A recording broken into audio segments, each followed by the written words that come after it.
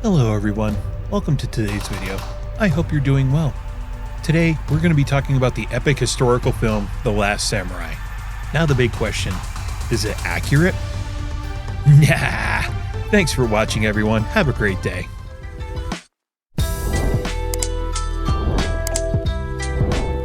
Okay, I'm just messing with you guys. A more accurate answer is, kind of. Why is that? Let's talk about it. As far as the story and the characters being historically accurate, they're not. The most accurate element of the film is the environment it creates. I really wish we got to see more movies that take place during this time period. It is truly a wonderful piece in Japan's history. The film takes place between summer of 1876 to spring of 1877. It's told through the eyes of a fictional character named Captain Nathan Algren, who is a retired army officer battling alcoholism and PTSD, who has been contracted by the Japanese government to train their new army. Algren is an observer as the old Japan is morphed into the new Japan that becomes a dominating world power. Some quick historical context here. After crushing an uprising that was fueled by the Dutch Empire and the Vatican, Japan closed itself to all foreigners in 1603. Don't worry, we're going to cover this uprising in future videos. Japan remained a time capsule for the next 250 years. Peace had been brought to the island nation. Any ship that got too close to the mainland was destroyed. This all changed on July 8, 1853, when Matthew Perry... This name has been holding me back my entire life. No, not that Matthew Perry. This Matthew Perry. Admiral Matthew Perry sailed into Edo Bay with 4 of the biggest warships the U.S. Navy had at the time. The people were frightened, having never seen ships of this size before. The YouTube channel History Buffs made an amazing comparison that I'm going to mimic today. It would be like that scene in the movie Independence Day when the alien spaceship was flying over the White House. Perry told the Japanese officials who spoke to him that he'd return in 1 year with more warships. He instead returned to Tokyo Bay on February 13, 1854 and returned with 1,600 men and 10 warships. Using gunboat diplomacy, Commodore Perry forced negotiations, which is now known as the Convention of Kanagawa and later the Treaty of Kanagawa. It forced Japan to end its period of isolationism and allowed the U.S. to trade in the ports of Shimoda and Hakodate. The country then gained 250 years of technological advances over the next 20 years, bringing them up to par as a modern country and entering a period known as the Meiji Restoration. This is roughly where the movie starts. The samurai have started a rebellion against the modernization of Japan. They believe they're doing this in the best interest of the emperor. This did happen, but it's been heavily romanticized. The isolation of Japan had brought with it years of relative peace. The samurai were a fighting force that were loyal to their warlords and eventually the shogun. When the country unified to fight their common enemy from the outside, the feuding warlords made peace.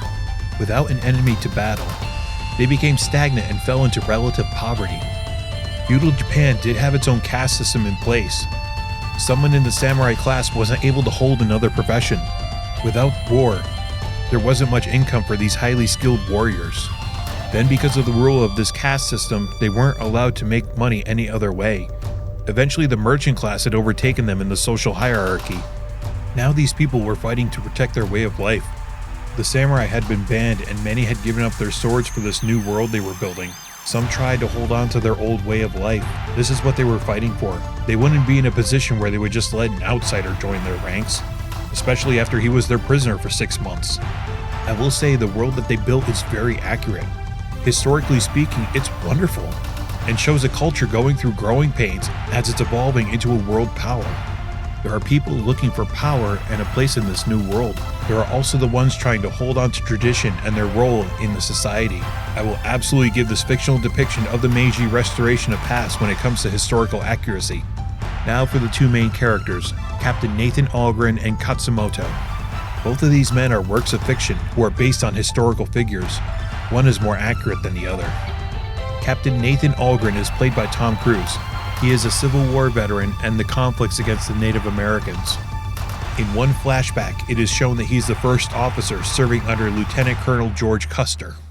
The character is now an alcoholic, using it to medicate himself from what we now know as PTSD. He's hired by the Japanese government to train a new batch of soldiers to fight in the war against the samurai. During his first battle, he's ultimately captured and brought to the unnamed village the samurai occupy. In his time of captivity, his injuries heal and he learns more about the samurai under the care of Taka, the wife of one of the samurai he killed in battle. Over the course of the autumn and winter, he learns more about them and eventually is welcomed as one of them. In the last stand, the samurai are slaughtered by the Japanese army, but not before taking some of them with him.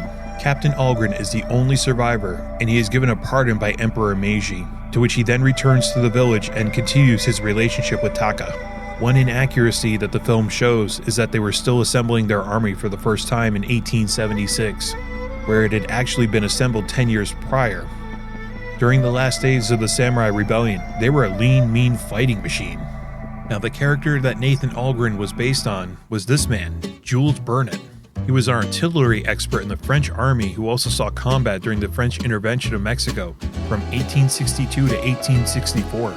He was sent to lead a group of military advisors to Japan in 1867 to help modernize their army. A rift between the shogun and the emperor had started what led to the Boshin Wars. The shogun sided with tradition while Meiji embraced the modern world. Brunei and his men were ordered to return home, and he refused. He resigned his post in the French military and joined the shogun's forces after the larger army that the shogun commanded was defeated by a much smaller army with rifles. He would survive the rebellion and return to the French military. He would reach the rank of general before he was captured during the French and Prussian War of 1870.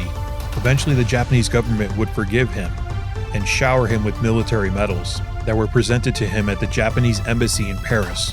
In 1895, he was also made a Grand Officer of the Order of the Sacred Treasure. The other main character in our story is Katsumoto, played wonderfully by Ken Watanabe. This was his breakout role where he gained much recognition outside of Japan. If they ever make a biography of my life, I want Ken Watanabe to play my role. I don't care that he's Japanese and I'm of Irish, Polish, and Hungarian descent. This man is the Japanese Meryl Streep. He is a tour de force. He can pull it off, damn it.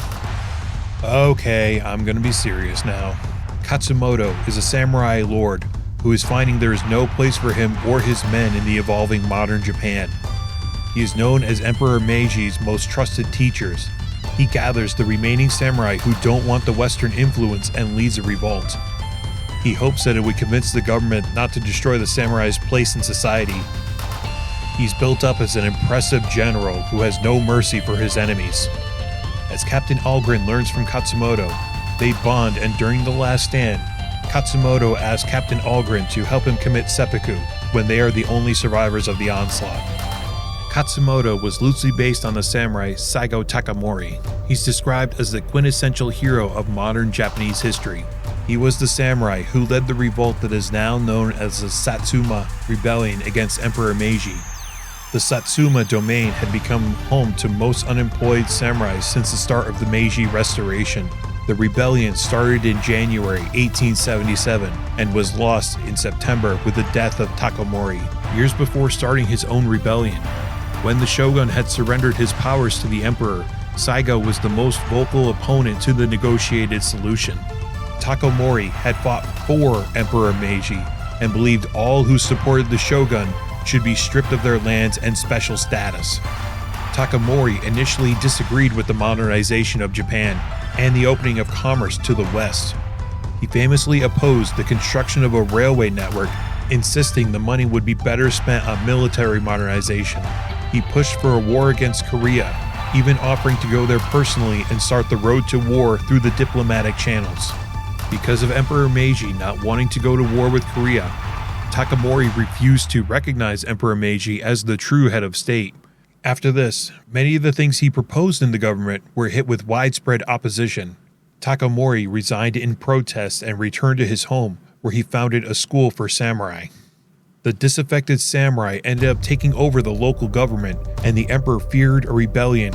It wasn't until the government sent warships to remove weapons from the local arsenal that tensions gave way to open conflict.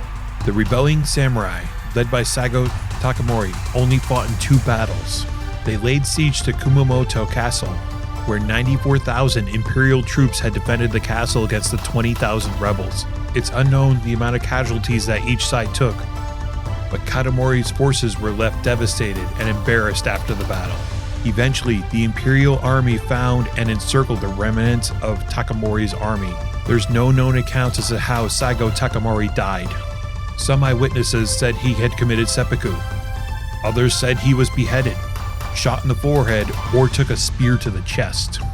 Ever since his death, he has become a symbol of pride to the Japanese people. I think comparing how the people view Saigo Takamori is similar how we in America view George Washington. He's now a legend to these people. His likeness is adored all over the country. One prominent bronze statue that bears his resemblance is in Ueno Park in Tokyo. Both characters and both historical figures are similar, but at the same time they are very different. It's fascinating to me what they took from the real history to tell this narrative, because it can be told in one sentence. The Last Samurai is Dances with Wolves but in Japan, yet the film is so much more than that, because the characters carry the story and the weight of the world through the film. So that's it. That's the real history behind the movie The Last Samurai. To me, it doesn't take me out of the film knowing that it's not real. Well, mostly not real. It's still an epic piece of work. Everything is top tier in this film. One thing to note to fans of The Lord of the Rings, Weta Workshop was involved through the whole film, making the sets, costumes, weapons, and props. They're the crew who helped make The Lord of the Rings a reality. They bring their masterwork crafting and attention to detail in every piece of the film. The work of Richard Taylor and his team really helps immerse you into this movie. One last thing I want to say about this film. I love one small detail within it. During the first battle sequence, the director had all the samurai wearing their face masks and their helmets and darkened the scene, giving the samurai an almost unworldly presence. This technique is done in many war movies where the enemies are shown in darkness where you can't make out their features. This is done to dehumanize them and bring down their humanity so that they just become villains. Some of the techniques are the same here, but give off a different effect, that these men are not of this world, and it gives off an aura of fear. Then, by the time that the samurai have their last stand at the film's climax, none of the samurai wear their face masks and many of them do not wear their helmets. We've gotten to learn these characters and care for them. They're not demons. They're men with principles who are fighting for what they believe in and a higher power. It's such a nice transition that I felt was worth discussing here. Well, that about wraps up what I wanted to say for this video. Thank you so much for joining me today. I hope you had just as much fun as I did. Well, take care of yourselves. Bye for now.